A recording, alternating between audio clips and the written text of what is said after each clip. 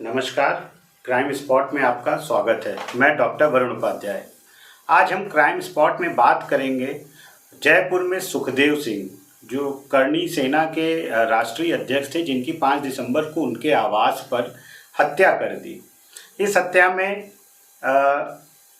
Lawrence Bishnoi और उसके gang के लोग शामिल हैं, क्योंकि इस बात की पुष्टि रोहित गोदारा, जो कि भारत से फर्जी पासपोर्ट पर भागा हुआ एक भगोड़ा गैंगस्टर है, जो समय समय पर सोशल मीडिया पर ट्वीट करके हत्याओं की जिम्मेदारी लेता है, और उसने ये जिम्मेदारी ली, जिससे पता चला कि लॉरेंस बिश्नोई गैंग के लोग इसमें शामिल हैं।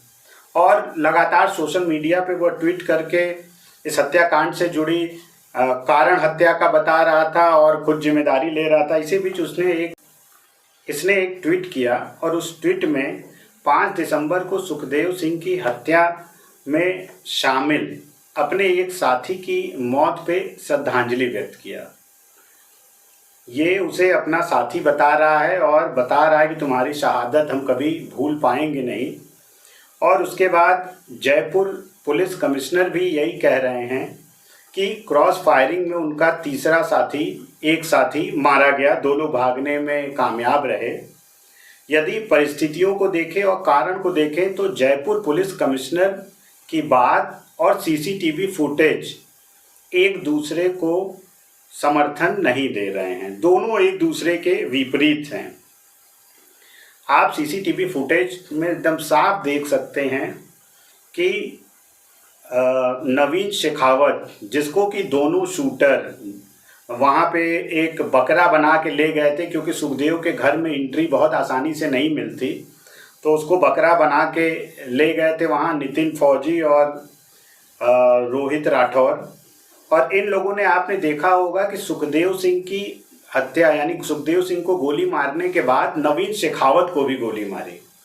इसमें पुलिस कमिश्नर का कहना है कि ये क्रॉस फायरिंग थी, तो किसी तरह की क्रॉस फायरिंग थी नहीं, क्योंकि नवीन शेखावत सोफे पे बैठा हुआ था और वो कपड़ा व्यापारी था। उसका कोई ऐसा ट्रैक रिकॉर्ड भी नहीं है कि वो गैंगस्टर या अपराधी रहा हो, अभी तक जो बात सामने आ रही है प्राइमरी इन्वेस्टिगेशन में।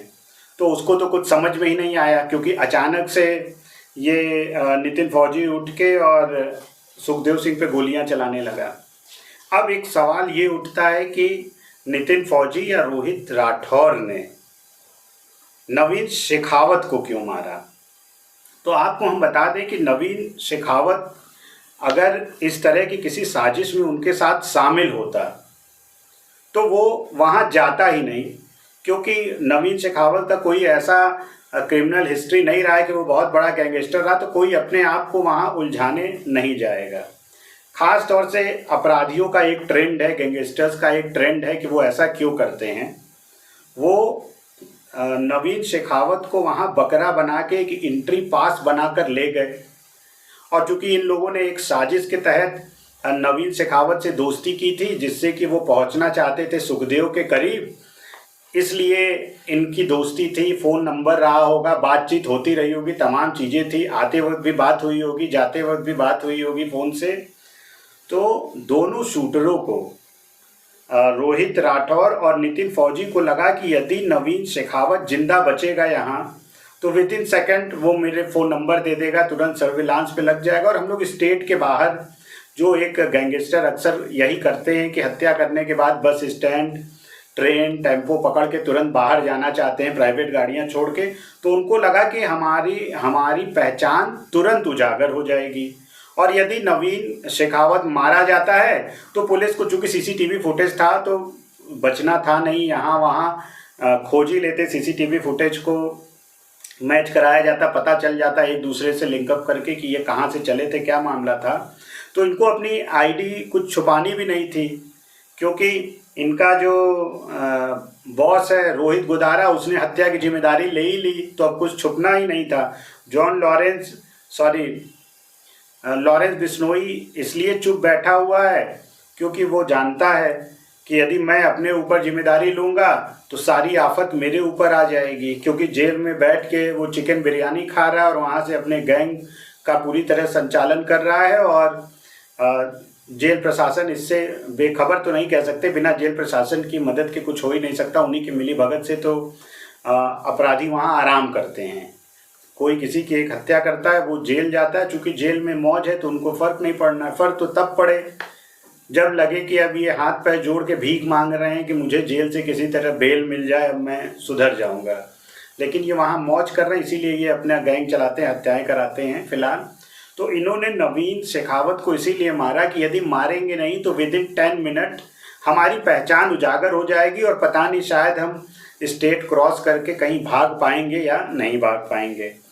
जयपुर पुलिस कमिश्नर ने भी जो बयान दिया कि उनका एक साथी क्रॉस फायरिंग में मारा गया, तो वो भी शायद बहुत जल्दी में थे और उनके जो मातहत थे उनको ठीक से बता नहीं पाए, सूचना नहीं दे पाए, असल मामला क्या है या सीसीटीवी फुटेज वो नहीं दे पाए, देख भी नहीं पाए वो।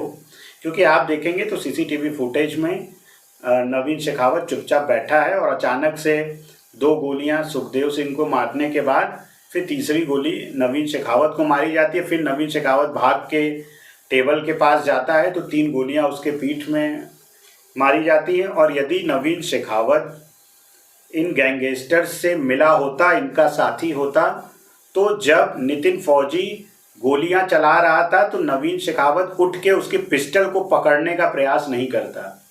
वीडियो में एकदम साफ दिख रहा है कि नवीन शेखावत गोली लगते ही उठ के और तुरंत पिस्टल पकड़ना चाहता है, लेकिन तभी उसको धक्का देके नितिन फौजी गिरा देता है और उसके बाद उसके पीठ पे भी इन गैंगस्टर गद्दारों ने उसके पीठ पे भी गोली मारा, जिसके लिए श्रद्धांजलि एक भगोड़ा गैंगस्टर इटली से दे रहा है। इस पे पुलिस को गुमराह करने के लिए ये किया जा रहा है। अक्सर गैंगस्टर इस तरह के गुमराह करने के लिए झूठे बयान देते हैं पुलिस कस्टडी में, लेकिन वो इटली से बैठ के सोशल मीडिया पे इस तरह के झूठे बयान दे रहा है। और अब इसमें एक एंगल और देखना है कि कहीं ऐसा तो नहीं ये कॉन्ट्रैक्ट किलिंग थी, किसी ने बहुत बड़ा कॉन्ट्रैक्ट दे दिया हो सुखदेव सिंह की हत्या के लिए और इसमें सारे काम हो गए। लॉरेंस बिश्नोई का भी एक आदमी निकल लिया, पैसे भी ढेर सारे आ गए और बाकी उसका जो एम है, अब तक लगभग 8 हत्याएं इसी तरह अलग अलग समय पे हो चुकी हैं, वो भी सॉल्व हो गया, वो भी मसला इसका हल हो गया। क्योंकि अक्सर जब गैंगस्टर किसी हत्या की जिम्मेदारी खुलेआम लेते हैं तो पुलिस को ये ध्यान रखना होगा कि ये कॉन्ट्रैक्ट किलिंग तो नहीं है, किसी और को बचाने के लिए सारा अपने सर पे लेके और केस को डाइवर्ट तो नहीं किया जा रहा है। तो ये भी एक जांच का विषय है कि सुखदेव सिंह की दुश्मनी और किससे थी और क्या कोई ऐसा दुश्मन भी था जो वाइट कॉलर हो और इन गैंगस्टर्स के टच में हो।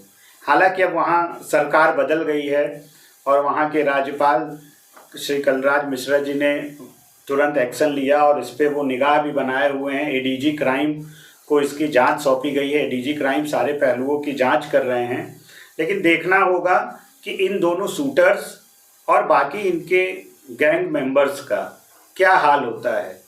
क्या इनके साथ भी कोई अप्रिय घटना होती है या ये भी फर्जी पासपोर्ट पे भाग जाएंगे या जेल में बैठ के फिर ये एक नए गैंग बनाकर और हत्याएं करते रहेंगे। रोहित सिंह राठौर, नितिन फौजी, ये सब अभी पुलिस की पकड़ से दूर हैं। देखना होगा पुलिस का इसमें लॉरेंस बिश्नोई को लेकर क्या एक्शन होता है। इस तरह की अपडेट के लिए क्राइम स्पॉट को लाइक करें, सब्सक्राइब करें, शेयर करें। नमस्कार, धन्यवाद।